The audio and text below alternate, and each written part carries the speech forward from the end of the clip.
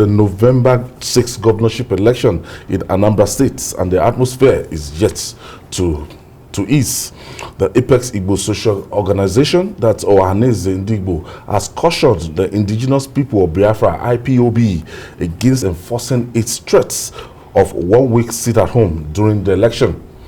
The group insists any declaration that will unleash untold hardship on the people will lead to the collapse of socio-economic activities in the southeast, and that is absurd and wicked. Okay, this has been happening, and now I called my correspondent in Anambra State to me today, and he told me that everything is dead, that nobody is out. I was thinking the situation was going to improve with time. Yeah. That as the election is drawing near, so I called today and Bamdele confirmed to me that no, that nobody can come out. Now, it's 2 weeks to that election, and the week of that election, IPOB declared that there will be restriction of the same sit-at-home order. Yeah. This might have a kind of devastating blow on the election. Absolutely. You remember the song of Marvin Gaye, What's Going On? What's Going On? It was released in 1971. Nobody seems to know what is going on in Nigeria as far as security is concerned. Yeah, the Ohanaeze group that, cautioned IPOB, not to go on this 1 week sit at home. It's not the mainstream Ohanaeze group. Really? Not the one led by Professor George Obiozo. It's the Ohanaeze Worldwide. Oh, you have two different Ohanaezes. Yes. Whose secretary is Okechukwu Isiguzo. We are the people that won Ohanaeze, the IPOB.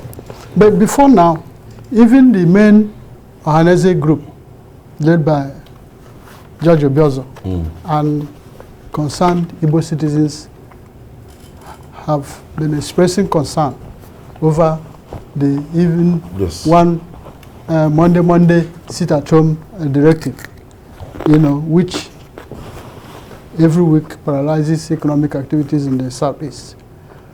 They were talked into, abandoning that sit-at-home, but their foot soldiers have never allowed that to happen. Now, we are now coming back to 1 week sit-at-home. Primarily, it is targeted at the Anambra election. Before now, they've been saying there won't be any election in Anambra. But the stakeholders, both the governors and then all the security agencies have been saying that elections will hold. You remember the last meeting the president had with the security chiefs in Abuja last week. He said nothing should stop the Anambra election. So what this means is that it's likely to put the Anambra election in jeopardy. It's likely to, lead to clashes between security agencies and the IPOB group. Is likely to lead to voter apathy, which nobody prays for. If the president has come out to tell the security agencies to ensure that nothing stops the election, that gives you the impression that the whole of Southeast, particularly Anambra, is likely to be militarized. And when that happens, you can guess what is likely to happen. I believe that we still have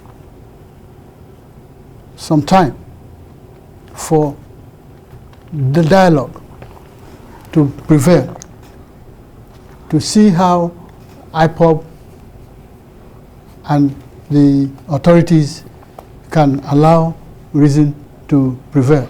Because I don't see how there won't be, loss of lives if the federal government mobilize the kind of security presence that will be needed to conduct election in Anambra amid this threat. How is not going to lead to, destruction of lives and property. So reason has to prevail in this matter. Judy, when you look at this situation, we've been talking about how to prevent this from happening. We used to talk about 1 month before, but this is just a week. And that week is so strategic on the 2nd of November. And this will be the week, stretching to the week of the election. And this is going to have a big impact on the election. But no matter how they mobilize, we spoke with the commissioner yesterday. He assured that people were going to come out, ABGA people were going to come out. But the psyche of people, no matter how they mobilize, that fear, the fear factor must still. No, it's a really confusing situation. The IPOB had come out in the past to say, look, we have revoked the earlier order that people should sit at home on Mondays. People will only sit at home on the days that Kano will be brought to court. But cultists, criminal elements, and all kinds of people have hijacked the IPOB desire to draw attention to marginalization in the southeast through civil disobedience by going against IPOB's directive, because Emma Powerful, who is the spokesman of IPOB, said no, we'll no longer do sit at home on Mondays. But we can see that it's still being enforced by young men, largely cultists. I heard the governor of Ebonyi saying on one of the TV stations last night that, look, this thing has been hijacked. The cultists are now in control. They are the ones killing people. They are the ones destroying people's business premises on Mondays when such people dare to open for business. So, to make matters worse, IPOB that said that the sit-at-home protest that it is instituted, it has revoked, has now come out to say that unless Kano is released by November 4, what did they give? I can't remember. That it will not allow elections to, and it will order sit at home. And that's not looking visible. It's released because there's an ongoing trial. If you read the statement by this Ohanaeze group, they are saying that even if they are to get him out of detention, they have to pass through the courts. And it's true. Once you institute a matter before a court of law, the federal government can't simply go and bring him out of custody. No. You have to still the lawyer. Yes, the lawyer has to communicate to the judge. The next court dates and you know that the next date is 10th. November 10th. So they still have to pass through the judicial process to say, Judge, sir, this is what we want to discontinue this case. Both parties have decided to discontinue this case. There is mutual consent that this matter must end. So the lawyers still have to get involved. The judiciary still has to get involved because this matter is already a judicial matter. That is the argument of those guys. That November 10th. Because that's the next time that the judge will be in court. So I'm happy that Ikwe Kweremadu and others, they are pursuing political solution to this matter. They've been on it for some time. I watch analysts give the impression that leaders in the Southeast, they are not saying anything. And I wonder, do these people who make this kind of statements against Igbo leaders, are they current at all? Are they in this country? Because I've heard people like Ike Kremadu, people like Nwodo, a former Ohanaeze leader himself. Yes. tell them, these boys, that what they are doing is not right. And then you go on television saying, oh, Igbo leaders are not, they are not condemning what is going on. Who is the person who will be happy about what's going on in the Southeast? Who is that person? And all these things that they are saying, they can't back it with facts. You just go on television, you have an opportunity to speak, and then you just say rubbish. Senator Abari himself. People have been coming, Igbo leaders, I've seen Igbo leaders say, look, gentlemen, we need to address this problem. No matter what we say, oh, this statement could have been issued by another group. But I remember that even the mainstream Ohanaeze leadership had told them that they should stop, that even Kano will not be happy to see Igbo people suffer, that this thing should stop. And Ohanaeze, the mainstream Ohanaeze leadership, was part of those who piled the pressure, including us, that the DSS must produce Kano in court, so that the threat of a 21 days sit at home will not be actualized. So to simply sit on in the studios in a TV station and be accusing the leadership of a race, and giving the impression that they are the ones encouraging these boys, that they are not appealing to them, is unfair. It's really unfair, and it's against, completely against the reality of this. Okay, I have Emmanuel calling us from Owerri. Hi guys, good evening. Yes, thank you for joining us. Yeah, how you doing, Baba Jide, still your friend? Good evening, Jerry. Well, I don't know how to say this again, but it's really unfortunate. As I speak to you now, this unfortunate commentary has changed the calendar in the Southeast. Schools are readjusting. Really? School is now Tuesday to Saturday. I'm telling you the truth. Tuesday? Most mechanics, yes, schools are now Tuesday to Saturday. Most mechanics come out to work on Sunday. So even if this is resolved, psychologically it has permeated into the psyche of the people that before it's resolved, it's going to take a lot of time.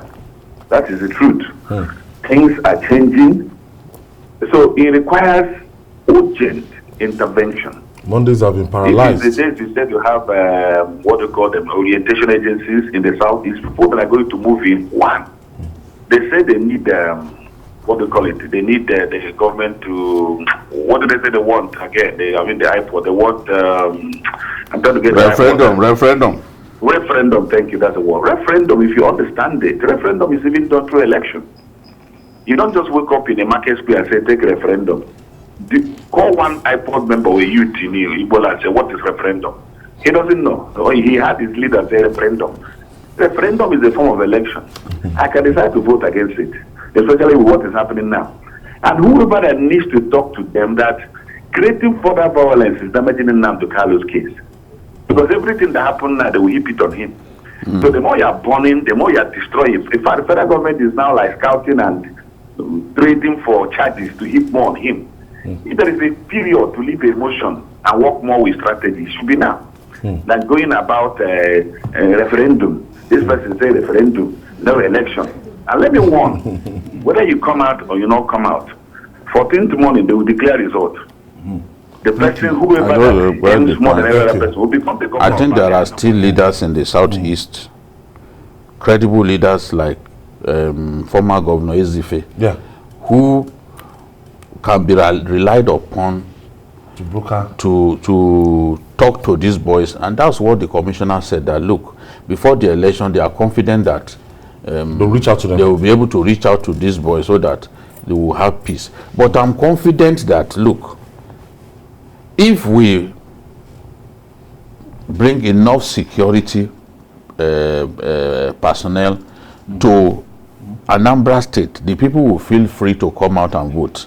It is when the streets are empty that people will be scared. So let us secure the election. I have to take this break. We'll take this break. When we come back, we'll discuss more. Please stay with us.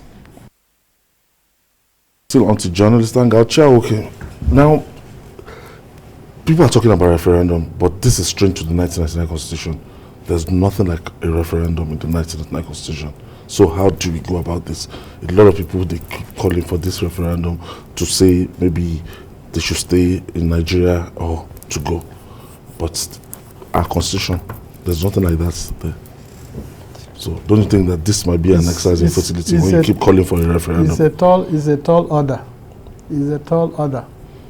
You know, talking about referendum within the context of, you know, what we have today, that you have a federation, you know, operating a constitution that doesn't contain such thing.